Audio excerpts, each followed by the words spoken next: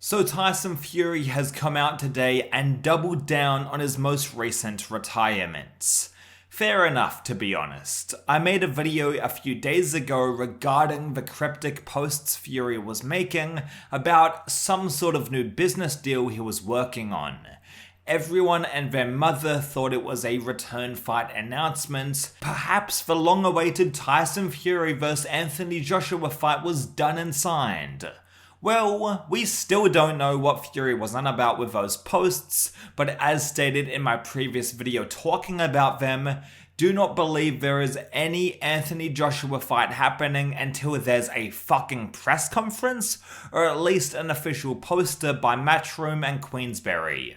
Sure, there's been reports by credible boxing journalists regarding Fury's return and AJ vs Fury being close or maybe being made, but if they aren't coming from Queensberry or Matchroom, it doesn't matter. For any other fight, I'd trust secondary reliable sources, but not Anthony Joshua vs Tyson Fury. We've been waiting for that fight for about a decade, so until the news comes from a primary source like AJ and Fury's representatives or promoters, the fight isn't 100% official. As it stands today, Tyson Fury is still a former professional boxer. Even if we don't get the AJ fight, Fury has still given us some brilliant performances over the years and some top-notch blockbuster fights. Starting with the Klitschko fight. Although the bout itself was incredibly boring, with Fury jabbing Klitschko, then clinching when he got in too close as the bigger 6'9" fighter, what it did for the heavyweight division was monumental. Fury was the man to set the heavyweight belts free from the Klitschko's 10-year reign of dominance over the division.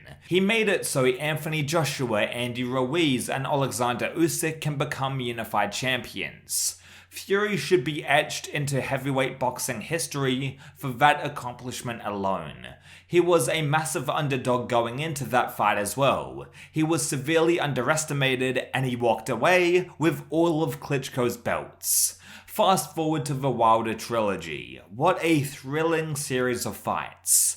Even though the first one shouldn't have happened and was only made due to the legal bullshit from Wilder, it still ended up being the most dramatic bout out of the three.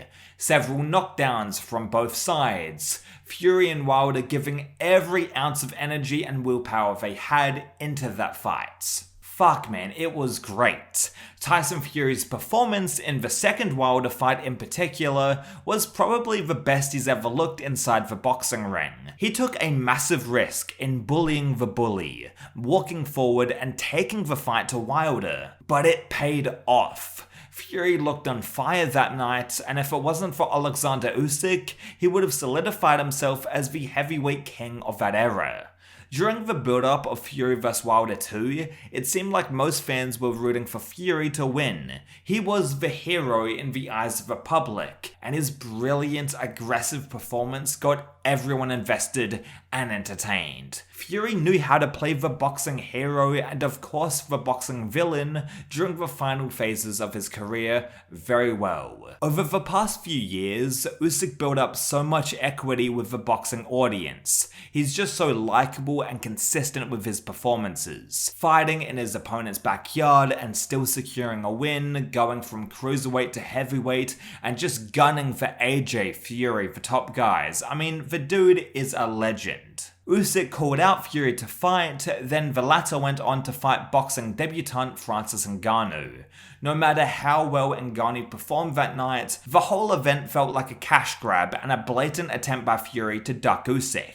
Luckily, Saudi Arabia and Turkey Al Sheikh saved the day when they put on Fury vs Usyk for all of the heavyweight belts. Undisputed heavyweight champion status. Fury was not only the underdog, but also the villain. People wanted him to lose that fight due to the antics leading up to it, ducking Usyk until he was offered money he couldn't refuse, and of course taking the Ngannou fight first instead.